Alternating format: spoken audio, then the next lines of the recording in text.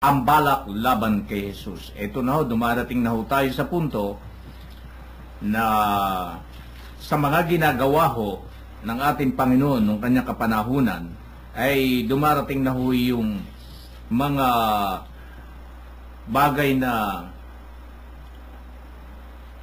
dala ng mundo, na itong mga tao na nakapaligid sa kanya, lalo na yung mga eskriba at mga pariseo, ay ayaw nilang sila'y masasalilungan nitong ating Panginoong Hesus. Marami sa mga Hudyo na dumalaw kay Maria ang nakakita sa ginawa ni Hesus at nanalig sa kanya. Ngunit, ang ilan sa kanila ay pumunta sa mga pariseo at ibinalita ang ginawa ni Hesus. Kaya tinipon ng mga punong saserdote at ng mga pariseo, mga kagawad ng Sanhedrin. Ano ang gagawin natin? Ang wika nila, gumagawa ng maraming kapapalaghan ang taong ito. Kung siya'y pababayaan natin, mananampalataya sa kanya ang lahat. Paririto mga Romano at wawasakin ang templo at ang ating bansa. Ngunit, isa sa kanila si Caiphas, ang pinakapunong saserdote noon, ay nagsabi ng ganito, "Ano ba kayo? Hindi ba ninyo naiisip na mas mabuti para sa atin na isang tao lamang ang mamatay alang-alang sa bayan sa halip na mapahamak ang buong bansa?" Sinabi niya ito hindi sa ganyang kanyang sarili lamang bilang pinakapunong saserdote ng panahong yon. Hinulaan niyang mamamatay si Jesus dahil sa bansa, at hindi dahil sa bansang yun lamang, kundi upang tipunin ang nagkakawatak-watak na mga anak ng Diyos. Mula noon, binalangkas na nila kung paano ipapapatay si Jesus. Kaya hindi na siya hayagang naglakad sa Judea, sa halip siya nagpunta sa Ephraim, isang bayang malapit sa ilang, at doon siya nanirahang kasama ng kanyang mga alagad. Nalalapit na ang pista ng Paskwa. Maraming tagalalawigang pumunta sa Jerusalem bago ang Paskwa upang isagawa ang paglilinis ayon sa kautusan. Hindi nila nakita si Jesus sa templo, kaya't nagtanungan sila, "Ano sa akala ninyo? Paririto kaya siya sa pista o hindi?"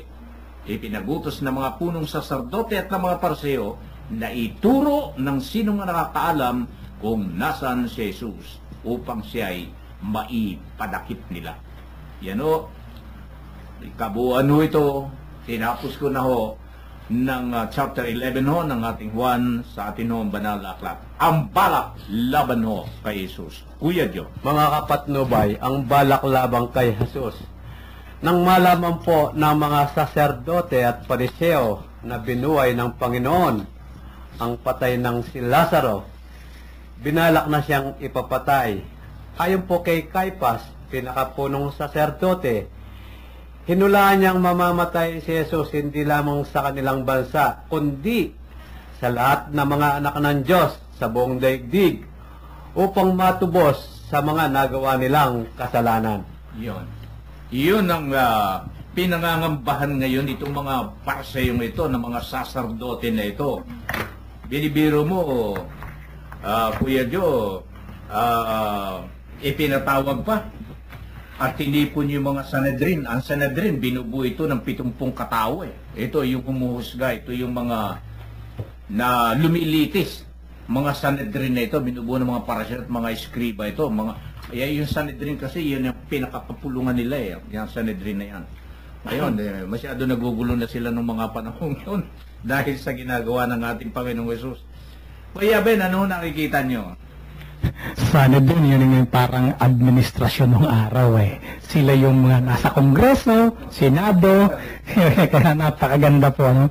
Pero tingnan muna po natin mula sa kabuuan ang ating pong ma-reflection dito at mabigyan natin ng mas malalim na kahulugan. Sabi po, yung mga nakasaksi na mga naroon sa kapaligiran ay nagkaroon ng pananalig. Nagkaroon ng pananampalataya. At dahil dito, siyempre kapag nakikita natin na may mga tagasunod na yan, nagkakaroon po ng threat yung posisyon, nagkakaroon ng insecurity yung mga nakaupo. Sapagkat ang bihira, marami na siyang tagasunod. Ay balang araw nga naman, kung may mga tagasunod nito, dadami ito, at kakalat na tasadyang magaling na leader pagdating ng panahon. So, nagkakaroon ng insecurity, yung mga Sanhedrin, yung mga namamahala ng kapanahon ng yun. Sa totoo lang, kahit sa ngayon, ganyan ang nangyayari.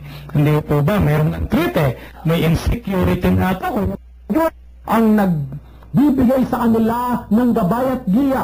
Subalit, yung nakatakda kay Jesus na pagtubos, na pagsasagawa ng pagliligtas sa sanlibutan, yun ang magaganap sapagkat yun ang nais ng Ama. Napakaganda nitong kasaysayan na ito, Kuya Bert. Napakaganda, Kuya Men, nitong salaysay na ito. Sana yung mga tagapakinig natin sa Patnubay ay kung sila'y mahilig sa telenovela, mas magandang telenovela itong ating binabasa, itong ating sinusubaybayan, hindi lang nakakaiyak, hindi lamang nakararamdaman ng puso, hindi lamang umiikilkil sa isipan, kundi ito ay makapagliligtas sa mga tagapakinig at makakaroon sila ng gabay at liwanag para sa kaharian ng Diyos. Amen. Kuya Bert, ano po nakikita niyo rito sa balak laban kay Jesus? Alam mo, Kuya Min, kung minsan sa ating buhay, kung minsan sa ating buhay, hindi natin nakikita yung kabutihan na ginagawa ng ating kapwa. Kung minsan, inahatulan pa natin dahil kung minsan para tayo'y natatalo. No? Kumbaga sa parang nalalagpasan na tayo dahil sa ating katatayuan. Kaya nga, nabubulagan tayo sa mga kabutihan na ginagawa ng ating kapwa. Ang Panginoong Jesus, wala naman siyang ginagawa. Bagkus, nagpapagaling, nagmimilagro. Pagkatapos, pinag-iisipan siya ng katulad ng mga binabalak nilang dapat siyang mamatay.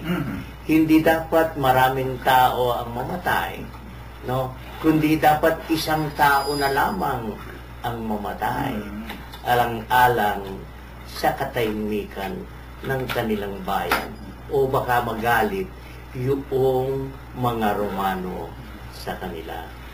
Sana po, mga ginigiling naming tagapakinig, sa ating buhay ay huwag nating titingnan yung mga tao na kung minsan ay para bagang nalalagpasan tayo, kundi dapat isipin natin yung kabutihan na nagagawa ng ating kapwa. Tingnan natin kung ito bang ginagawa niya ay nakabubuti para sa lahat.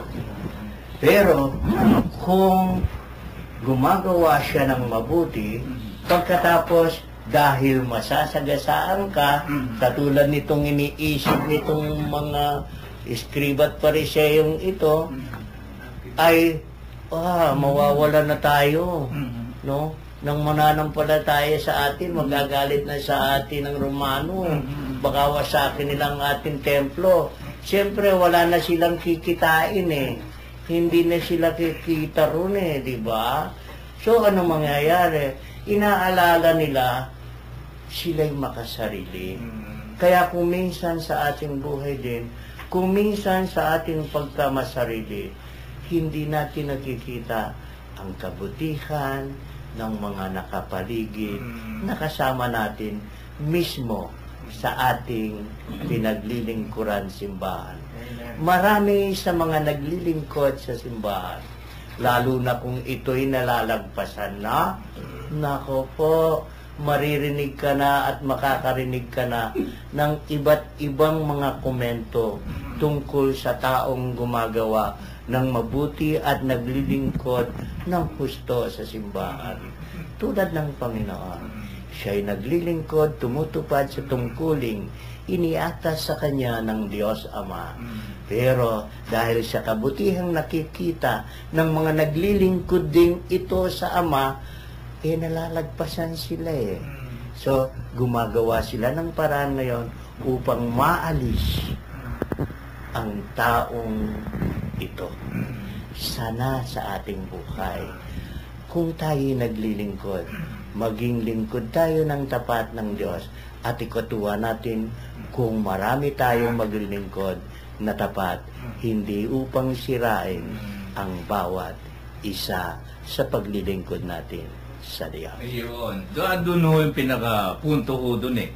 Yun hong paglilingkod doon natin. Bakit nga ba pagka merong sa paglilingkod eh, merong ibang nakapaglilingkod, iba yung baga pumapasok agad yung mga bagay na ikawawasak ng kanilang mga paglilingkod din ng iba. Bakit kaya gano'n ang tao? Insecure. Dahil nga doon Na insecure. sa insecure.